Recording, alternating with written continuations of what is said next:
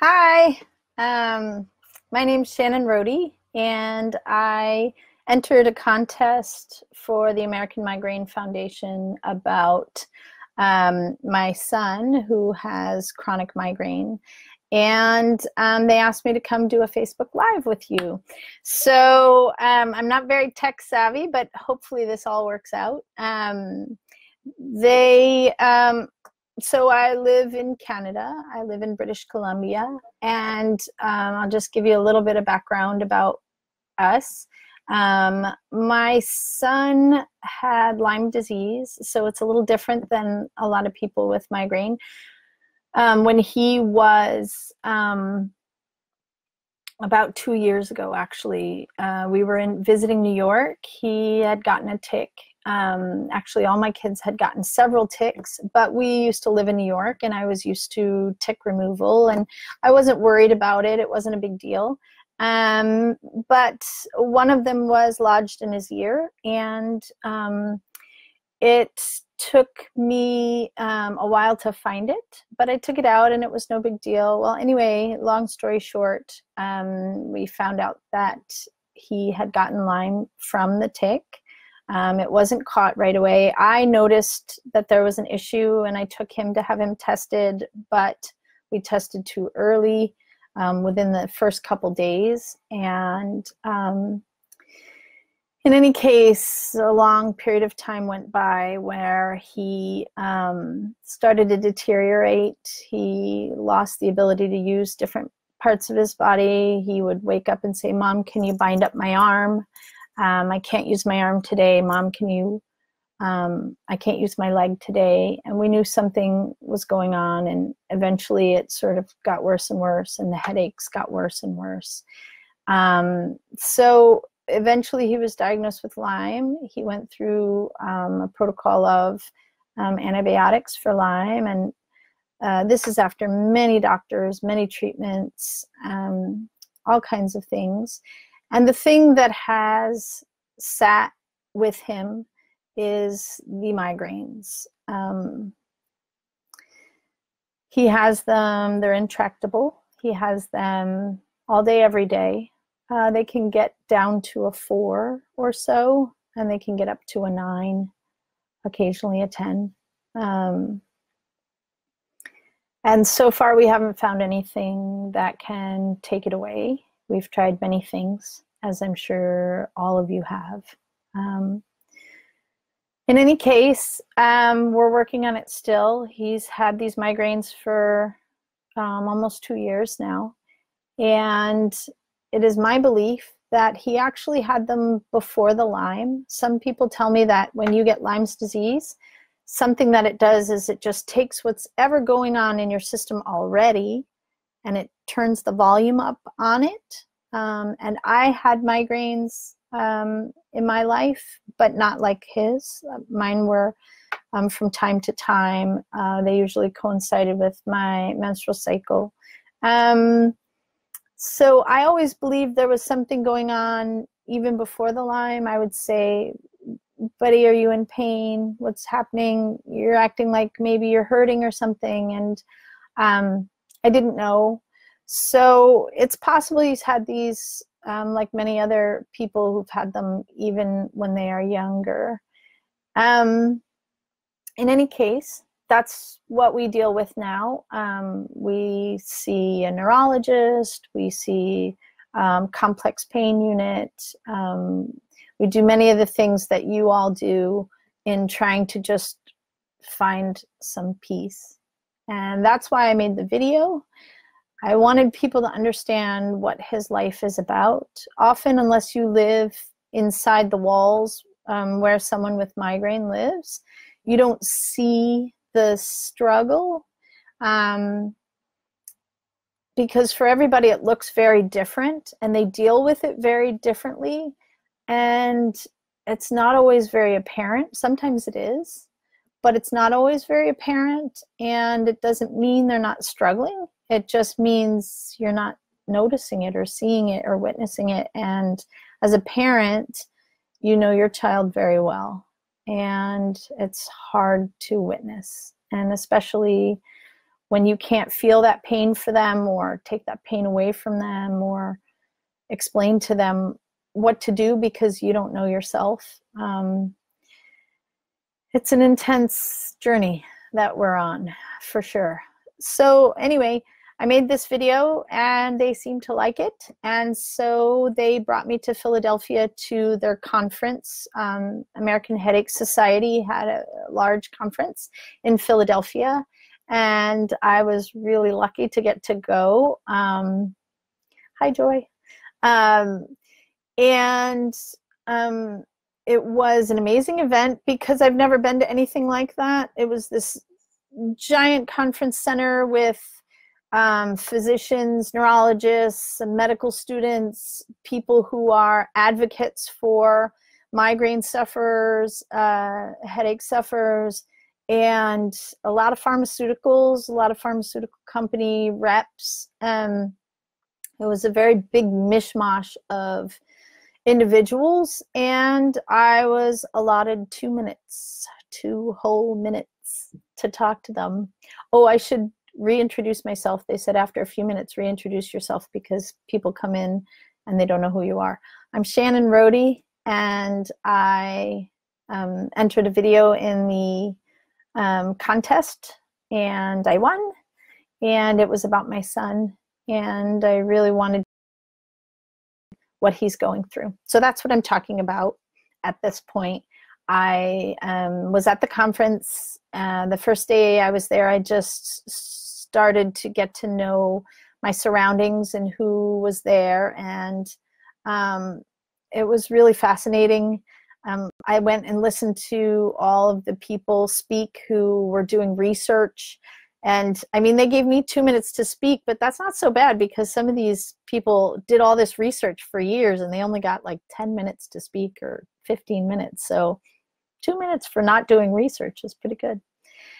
Anyway, so I'll give you a little bit of a sense of what I said there. I think it was something I wanted practitioners to hear, certainly the pharmaceutical people to hear, advocates, but I feel like the advocates already understand how it is for migraine sufferers, so it wasn't necessarily for them, but I think it's important to remind us all. I mean, at this conference, it's very medical and sterile and objective, and I feel I'm really proud of them for putting in a film every year that really injects a bit of the subjective and what their clientele is going through, because I think if you lose sight of that,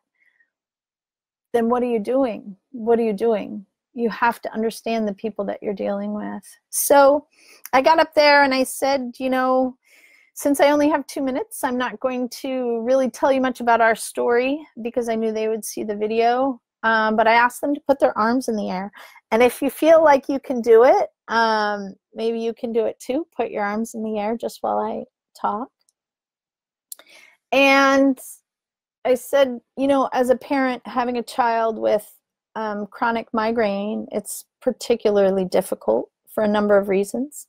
You cannot feel what they feel. So you don't know what they're going through. You don't know when it's a 5. You don't know when it's a 10. Before you understand what's actually happening to them, you're pretty sure they're dying, which as a parent sucks. It's awful to feel like your kid is on their deathbed and to feel that panic and emergency all the time. And to not understand why doctors are very calm about it when you feel really frustrated and you go home to them crying from the doctor's office with very little to have been done for them. By the time you get to a doctor who can actually help you, you're pretty much done with the medical institution because you're so tired of going doctor to doctor and having them just stare at you blankly or ignore what you have to say. And lastly, kids push boundaries. It's their job. I'm trying to keep my arms up, but it's hard. It's their job. It's what they were born to do. So it's really difficult for a parent to know when to push their child or when to pull back when it's too much. And this, when you have a child with chronic pain, is constant and it's exhausting. It is exhausting to try and figure out. So I don't know, are your arms starting to ache? Because mine are definitely starting to ache. So your arms represent the pain that migraine sufferers feel. And for chronic migraine sufferers, especially for those with intractable migraines, which means it never goes away, it can get less or more, but it never goes away. And that's what my son has. They can never put their arms down. They can never put their arms down. So this means three things. One, there's no end in sight. You hope that maybe someday it will stop, but you don't know. So you just keep going as best you can, right? I know so many of you know this. I know I'm preaching to the choir here. Two, there's no rest for the weary. No matter how tired you get, you cannot just say to somebody else, you take this for a while. I need a break. How many parents would do that for their kids? So many parents. And three, life takes on this amorphous uncertainty. And it bleeds into everything you do. It just bleeds into everything that you do on a daily basis. School, work, everything, play, everything. And so I don't know about you, but in my life, if this was me, it would be really hard for me to stay rational. It would be really hard for me to be compliant. It would really be hard for me to be complacent. And let's face it, that makes for difficult patience, right? And it surely makes it hard to raise a child like that. So I forget what the struggle is about. And I focus on how hard or easy it is for me to deal with him. But this, you can see my arms wiggle. This behooves us not to forget. This behooves us to realize that they struggle with this all day, every day, or if not every day, often enough to debilitate them. And that they deserve our time and our attention and our focus, not just 15 minutes here and there. That they aren't just a statistic or a file, a folder, or a number. And that no matter how uncomfortable it makes us feel, or how much we want to push the realities of it away, and that's me. I don't want to live this life that we're living, but we are. That they can't push this situation away. And really, if we can't make this disappear for them, which is all any of them want, to make it stop. And if we can't do that, the least we can do is listen to them. The least we can do is let them feel heard, to be believed. So that was about my 2 minutes. So you can put your arms down. Woo! That's achy, right? Was that hard? Was it hard to do that? It was hard for me. Was it hard for you to focus on what I'm saying while your arms are up in the air? Was it hard for you to think about what I'm saying? Are you thinking, when is she going to let me put my arms down? This is really achy.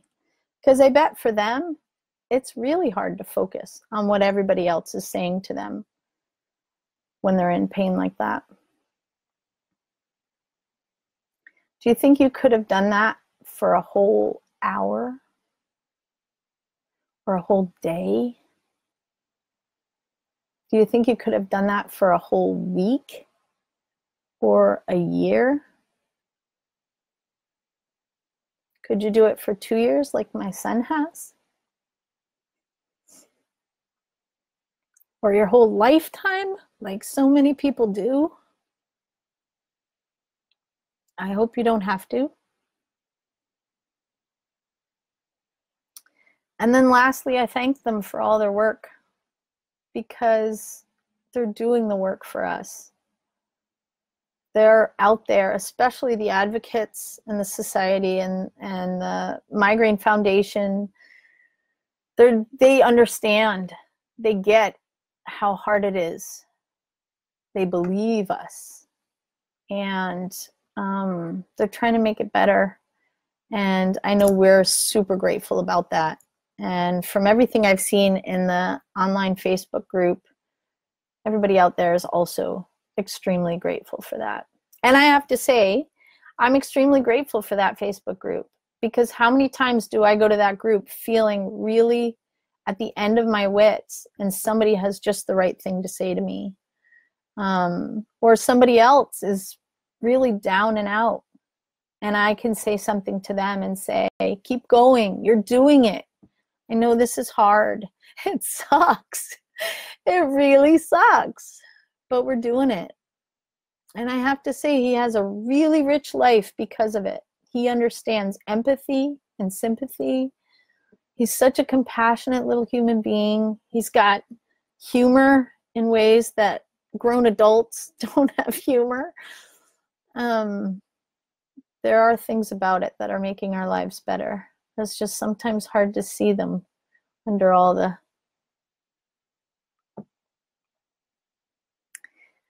Anyway, I guess lastly, I'll just talk about, because I think questions in about 4 minutes. I think I'm supposed to take questions. So I think the last thing I want to say is going to that conference was really, really helpful for me, because after I did my speech and showed my film, all these people came up to me and they said the most beautiful things to me. And that's where the gold in all this lies, is the beauty and the connections that we make, and the hearts that reach out to us. And I had a woman come up and say, my daughter's 30 years old. Sorry. She's a successful grown woman, an active member of society. She's had migraine since she was 2, and she's still going. I had another woman come up and tell me her husband had them since he was young, and she said, I'm not going to lie to you and tell you it's easy, but he has a wife and a family and a job, and that's all we want, right? Is a regular life, to be able to just live and appreciate each day the way that so many people can. I had another woman come up who works at a research foundation now, and she said, that was me in your movie. That was me. Only when I was a kid, doctors said children don't get headaches. And so now she puts her passion into finding solutions. So phenomenal people, really phenomenal people out there who are doing good. There's an organization that is sending kids and their families out to meet each other at a retreat and spend time together, so that the parents can talk together and the kids can talk together and the siblings can talk together, because it affects everyone in your family. It doesn't just, it ripples out, right? You all know that. And that's so important, to have that support group. And so I have definitely found that support in the online Facebook group. And I appreciate that. So if there's anyone here who hasn't joined the online Facebook group, maybe we can put a link up or something of how to do it. But that's been supremely helpful for us. I'm not really going to talk about medications, because we've tried a few, and my son just doesn't like medication. It has nothing to do with pro or con or whatever. We just haven't found success in a lot of that. We're starting a new diet. We're going to try that. My oldest daughter has celiac, and he's been on and off gluten-free for a while, and we're going to try a really severe elimination diet, but he's on board because he wants to find a solution too.